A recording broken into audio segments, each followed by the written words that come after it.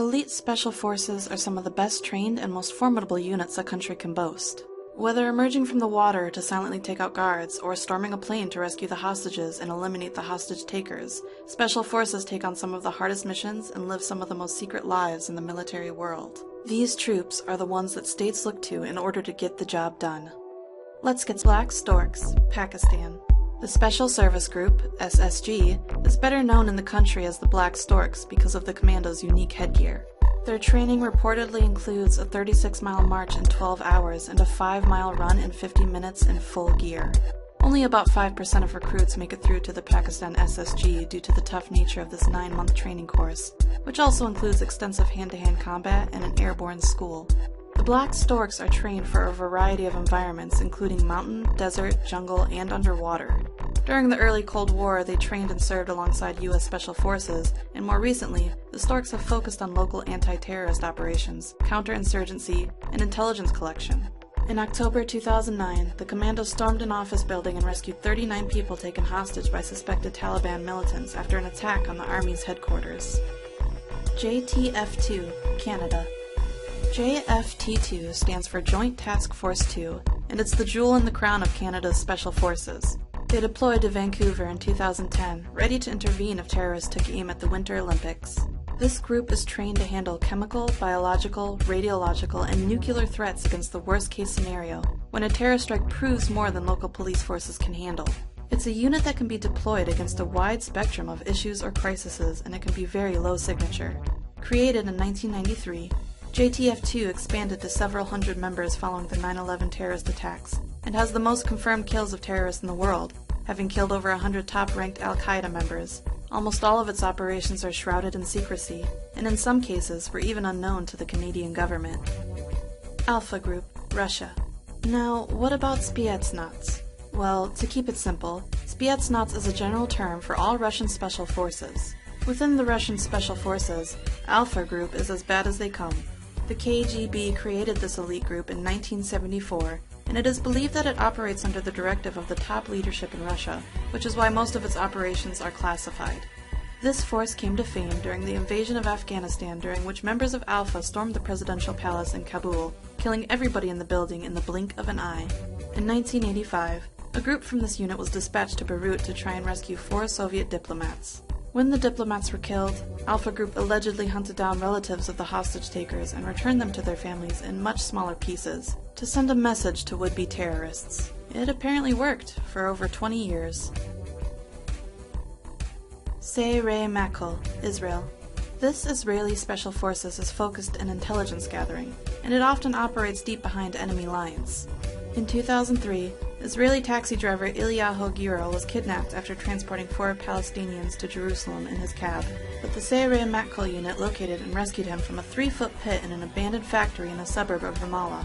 The most famous of their large-scale operations is Operation Thunderbolt, which came to be after several terrorists had taken hostages on board of an airline which was flown to Uganda. Many hostages were released, but over 100 hostages were kept in the airport terminal building. An assault force of Sayeret Matkal assaulted the position, killing the terrorists and freeing all of the hostages. GIGN, France. France's elite counterterrorism teams are some of the finest in the world and have proven their abilities and bravery over decades of dangerous operations. But unlike many anti-terrorist units, GIGN is also used in arrest of dangerous criminals, countering barricade suspects, quelling prison riots, VIP protection, and other high-risk police operations within France or former colonies. Since its founding, the GIGN has seen consistent action. Its members are considered absolute masters of hostage rescue and intervention, especially in high-density environments like buses, ships, trains, and airlines. Their faces are not allowed to be photographed fully exposed, therefore they're often seen wearing tactical ski masks when operating in public. GIGN is known for innovation in technology applications and tactical methods. Their most famous operation is their assault on Flight 8969, which was an Air France flight that was hijacked on December 24, 1994, by the armed Islamic group in Algeria, where the terrorists murdered 3 passengers with the intention to blow up the plane over the Eiffel Tower in Paris. When the aircraft reached Marseille, the GIGN stormed the plane and killed all 4 hijackers. The bravery of its members comes from their extreme training course. In fact, the training is so extreme that the GIGN has lost more men during training than during their 1,000+ operations.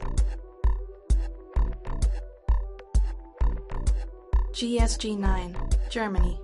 The GSG-9 was formed after the failure of the German police to rescue 11 athletes kidnapped by a group of terrorists during the Munich Olympics, where all the athletes, 5 of the terrorists, and 1 police officer were killed during the rescue attempt. In their first major mission, they took a group of 4 terrorists who had hijacked a Lufthansa flight in Somalia. 3 of the terrorists were killed, and the 4th captured during the rescue, but none of the 86 hostages were killed.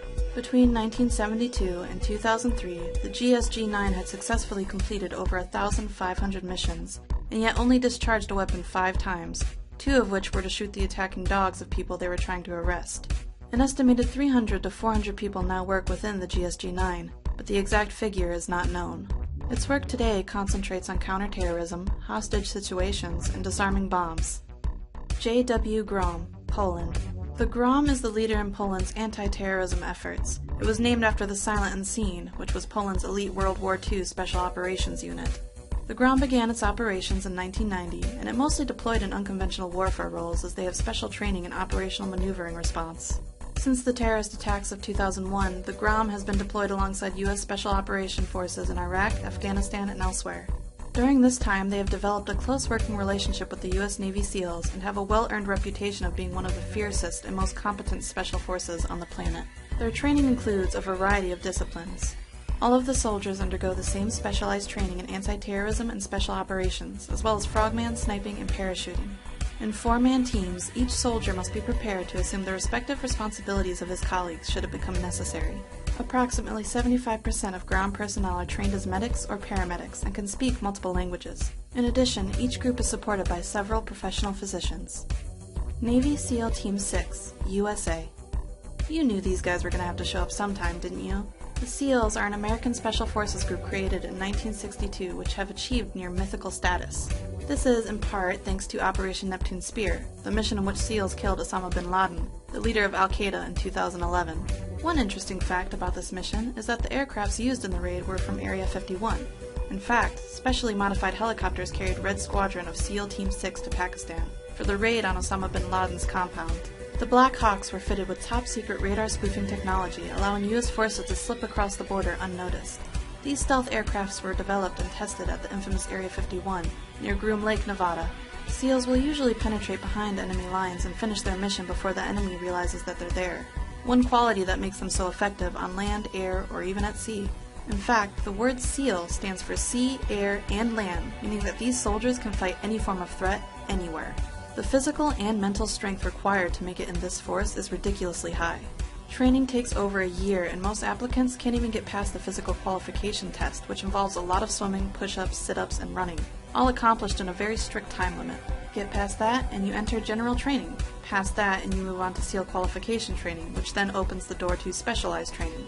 All of this ensures the SEAL members are physically and mentally as tough as nails and capable of undertaking the most difficult operations in the world, wherever that may be. SAS, UK. No other elite special force in Europe can claim to be better than the SAS. The British Special Air Service, known commonly as the SAS, was created in 1941 as a force which could operate behind German and Italian lines and support resistance movements against the occupation forces. The training that a recruit has to go through in order to become part of the SAS is extremely difficult, since in addition to the 40-mile march, the 2-mile swim, and the push-ups and pull-ups, you have to survive in the jungle to learn survival and navigational skills, after which you endure survival practice. The final test is a 36-hour interrogation session meant to break the candidate's will. Not convinced this is better than the SEALs? It may help you to know that the SAS is also trained by MI5 and MI6 security and intelligence services to undertake counter-espionage operations. It's like having a SEAL and James Bond all rolled into one. Their insignia bears the phrase, "Who dares wins." Number 1. Delta Force, USA. Delta Force is a unit unto itself, composed of members from all branches of the military. The force is armed with cutting-edge weaponry, and its operations remain highly guarded secrets, but you can bet they're in the vanguard of any American-led operation. Its members are not called soldiers, but operators, and are said to shun the traditional philosophies of military life. They wear civilian clothes and they work for whomever needs them, for the Army, the FBI, and the CIA. It must be said, however, that neither the United States government nor the military officially acknowledges the existence of Delta Force. It's only in recent years that vague references by the government to the group's existence has been allowed to go uncensored. Since its inception in 1977, stories of the Delta Force's exploits and missions have leaked out little by little, eventually forming a brief sketch of the unit.